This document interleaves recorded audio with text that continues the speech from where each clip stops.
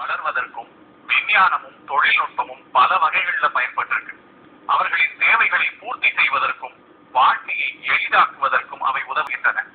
இந்த விஞ்ஞானத்துக்கு இரண்டு பக்கங்கள் இருக்கு. ஒரு பக்கம் வளர்ச்சி, இன்னொரு பக்கம் சில பின்னடைவுகள். அந்த விஞ்ஞானத்தின் மீது நாம வைத்திருக்கும் நம்பிக்கையில சின்ன சந்தேகம் வந்துருச்சுனாலும் அது பொதுமக்களிடத்தில் ஒரு குழப்பத்தை ஏற்படுத்தி விடுகிறது. அப்படி ஒரு குழப்பம் தான் கூடங்குளம் அணு உலை தொடர்பாக எழுந்திருக்கு. இது தொடர்பான பல்வேறு விவாதங்கள் பல மட்டங்கள்ல எழுப்பப்பட்டு வருகிறது. ஆனால் இளைய தலைமுறையினர் இந்த பிரச்சனை குறித்து என்ன நினைக்கிறார்கள், அவர்களது புரிதல் என்ன என்பதை பதிவு செய்யும் முயற்சிதான் இந்த நிகழ்ச்சி. வெறும் புள்ளி விவரங்களை மட்டும் முன்வைக்காமல் உணர்ச்சிகளுக்கும் நம்பிக்கைகளுக்கும் முக்கியத்துவம் கொடுக்க விரும்புகிறோம். இதற்காக பல கல்லூரிகள்ல இருந்து மாணவர்கள் வந்திருக்காங்க. கூடங்குளம் பகுதியில வாழற மாணவர்களும் வந்திருக்காங்க.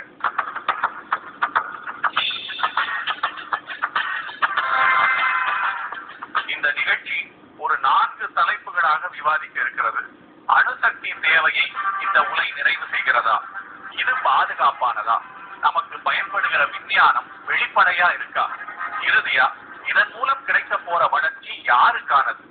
இந்த 4 தலைப்புகள்ல பேசுவதற்கு முன்னாடி இது குறித்து அணு விஞ்ஞானிகள், சூழல்வாதிகள், போராட்ட குழுவினர் மற்றும் பொதுமக்கள் ஆகியோரின் பார்வைகள் காட்சி தொகுப்புகளாக மாணவர்களுக்கு வழங்கப்படுகிறது.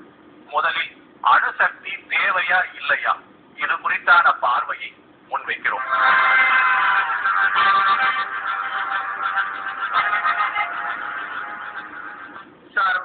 மின்சாரம் அடிப்படையானது, வாழ்க்கைக்கே மிக முக்கியம். அதனால அந்த மின்சாரம் தான் இந்த பகுதி குடங்குளத்திலையும் குடகத்தில் சுற்றுலா உள்ளவர்களுக்கு ஒரு முக்கியமான ஒரு அனுபவம் நிகழ்ச்சியா இருக்கும். ஒரு 1000 மெகாவாட் 500 மெகாவாட் நம்ம தமிழ்நாட்டுக்கு வரும். அப்புறம் 2000 ஆகட்டும் போது 1000 மெகாவாட் வரும். 4000 மெகாவாட்டும் போது 2000 மெகாவாட் தமிழ்நாட்டுக்கு வரும். இப்படி வந்து கொண்டே இருக்கும். இந்த மின்சாரம் வருவதற்கே அது பெரிய நிகழ்ச்சி. 1996 51% கிராமங்களுக்கு மின்சாரம் போய் சேரவே.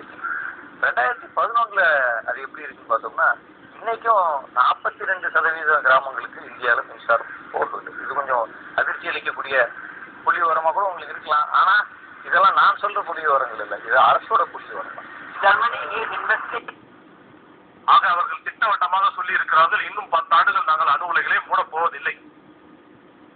ஜெர்மனி போன்ற ஒரு முன்னேறிய நாட்டிற்கே மாற்று ஏற்பாடுகளை செய்ய 10 ஆண்டுகள் தேவைப்படும் போது இந்தியாவிற்கு எத்தனை ஆண்டுகள் தேவைப்படும்?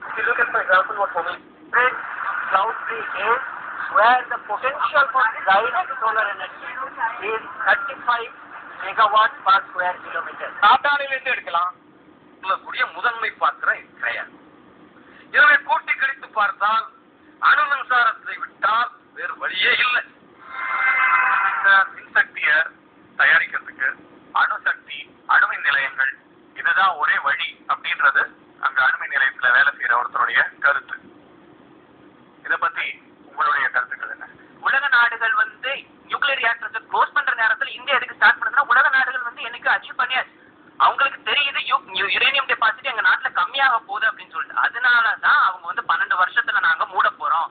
ஜெர்மனி 12 வருஷத்துல மூடினதுக்கு அப்புறம் they are concentrating on renewable energy because they don't have uranium deposits. மற்ற நாடுகள் ரிசோர்சஸ் தீர்ந்து போவதால அவங்களுடைய அணு உலைகளை மூடிக்கொண்டிருக்கிறார்கள். நம்ம நல்ல கனிம வளங்கள்லாம் நல்லா இருக்கு. ஸோ நம்ம இந்த அணு உலை மூலமாவே அணுசக்தியை உற்பத்தி செய்யலாம் அப்படின்றது அவருடைய கருத்து.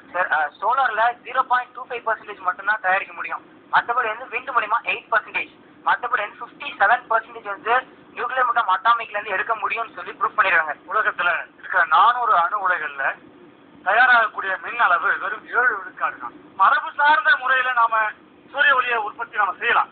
சார எரிவாயு இருந்தோ மற்ற கழிவுகள் இருந்தோ பண்ணலாம். சோலார் எனர்ஜி சூரிய சக்தியை பயன்படுத்தி பண்ண முடியும் அப்படின்றது அவருடைய கருத்து. ஒவ்வொரு தனிநபர் யூஸ் பண்ற மின்சாரத்துக்கும் அரசு மானியம் செலுத்திட்டு இருக்கு, சப்சிடரி.